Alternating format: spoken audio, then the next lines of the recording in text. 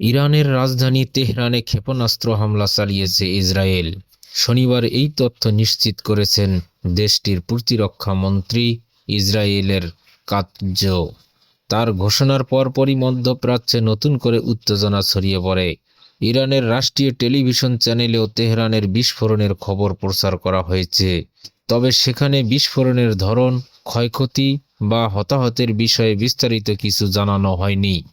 শুধু বলা হয়েছে রাজধানীর কয়েকটি এলাকায় বিকট শব্দ শোনা গেছে এবং বিস্ফোরণ ঘটেছে। মার্কিন সংবাদ মাধ্যম দ্য ওয়াশিংটন পোস্ট সূত্রের বরাত দিয়ে জানিয়েছে, ইসরায়েলের নিক্ষেপ করা ক্ষেপণাস্ত্র তেহরানের কেন্দ্রস্থলে আঘাত হেনেছে।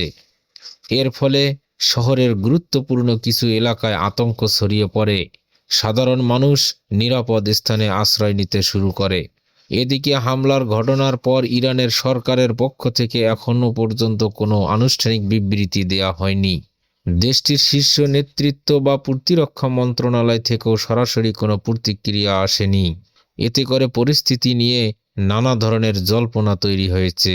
অন্যদিকে হামলার আশঙ্কায় ইসরায়েলের প্রতিরক্ষা মন্ত্রী ইসরায়েলের কাৎজ দেশ জুড়ে জরুরি অবস্থা জারির নির্দেশ দিয়েছে। একই সঙ্গে সারা দেশে সতর্কতামূলক সাইরেন বাজানো হয়। সাইরেন কেন বাজানো হয়েছে এ বিষয়ে এক বিবৃতিতে ইসরায়েলি প্রতিরক্ষা বাহিনী আইডিএফ জানায়, ইসরায়েলের দিকে সম্ভাব্য ক্ষেপণাস্ত্র নিক্ষেপের আশঙ্কা থাকায় জনগণকে সতর্ক করতে এই সাইরেন বাজানো হয়েছে। সামাজিক যোগাযোগ মাধ্যমে ইতিমধ্যে তেহরানের বিভিন্ন এলাকার ভিডিও ছড়িয়ে পড়েছে। সেসব ভিডিওতে দেখা যায় রাজধানীর কেন্দ্রীয় অংশের কয়েকটি ভবন থেকে কালো ধোঁয়ার কুণ্ডলী আকাশে উঠছে। যদিও এসব ভিডিওর সত্যতা এখনও স্বাধীনভাবে যাচাই করা সম্ভব হয়নি। এ ঘটনায় আরও গুরুত্বপূর্ণ তথ্য দিয়েছে মার্কিন সংবাদ মাধ্যম অ্যাসোসিয়েটেড প্রেস। তারা সূত্রের বরাতে জানিয়েছে, ইসরায়েলের ক্ষেপণাস্ত্র ইরানের সর্বোচ্চ নেতা আয়াতুল্লাহ আলী খামেনির দপ্তরের কাছাকাছি এলাকায় আঘাত এনেছে। যদি এই তথ্য সত্য হয়, তবে এটিকে অত্যন্ত তাৎপর্যপূর্ণ হামলা হিসেবে দেখা হচ্ছে। বিশ্লেষকদের মতে এই হামলার মাধ্যমে মধ্যপ্রাচ্যের নিরাপত্তা পরিস্থিতি আরও জটিল হয়ে উঠতে পারে। ইরান ও ইসরায়েলের মধ্যে দীর্ঘদিনের বৈরিতা নতুন মাত্রা পেতে পারে বলেও আশঙ্কা করা হচ্ছে।